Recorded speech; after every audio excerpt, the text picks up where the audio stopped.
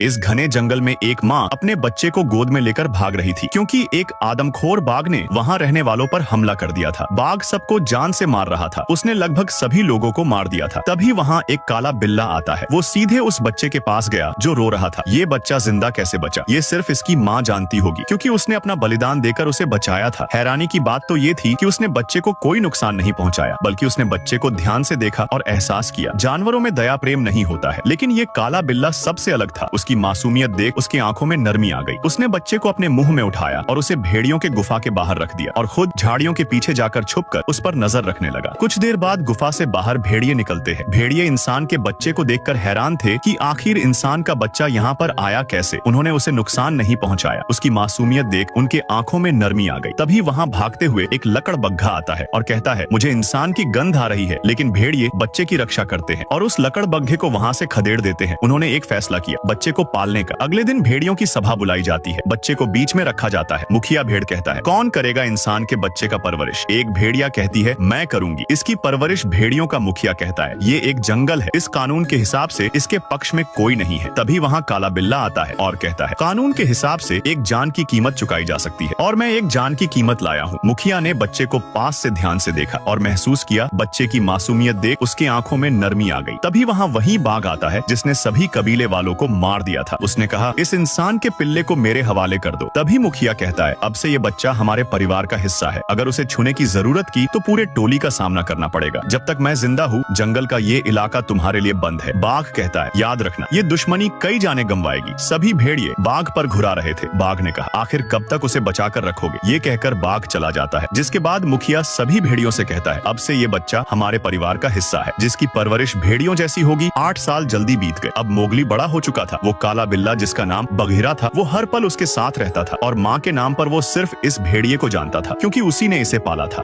इस जंगल में कोई भी नरभक्षी जानवर, चाहे वो भेड़िया हो या बिल्ला या खुद जंगल का राजा, वो किसी भी जानवर का शिकार नहीं कर सकता था क्योंकि इस साल गर्मी इतनी भयानक थी कि जंगल में सूखा पड़ गया था और तालाब का पानी इतना कम हो चुका था कि शांतिशिला दिखाई दे रही थी। लेकिन इस जंगल का एक कानून था जो सभी जानवर इस कानून का पालन करते हैं। जब भी सूखा पड़ने पर शांतिशिला दिखाई दे तब जंगल में एक कानून लागू होता है, जल संधि। इस कानून के दौरान सभी प्रजाति के जानवर एक साथ पानी पीने के लिए आते हैं। वहाँ मोगली भी पानी पीने जाता है, लेकिन सभी जानवर उसे देख हैरान थे। जानवरों के बीच रहने की वजह से उसे किसी भी जानवर से खतरा नहीं था। मोगली पानी पी ही रहा था। तभी आसमान में ईगल उड़ते हुए मुखिया भेड़ को एक सिग्नल भेजते हैं। इशारा मिलते ही भेड़िया तुरंत मोगली को अपने पीछे छुपने को कहता है क्योंकि वहाँ वही बाघ वापस आ गया था जिसने जंगल में अपना दबदबा बना रखा था। भले ही इस कानून के तहत सभी एक समान थे, लेकिन बुरे लोग कितने ही शरीफ क्यों न हो जाए,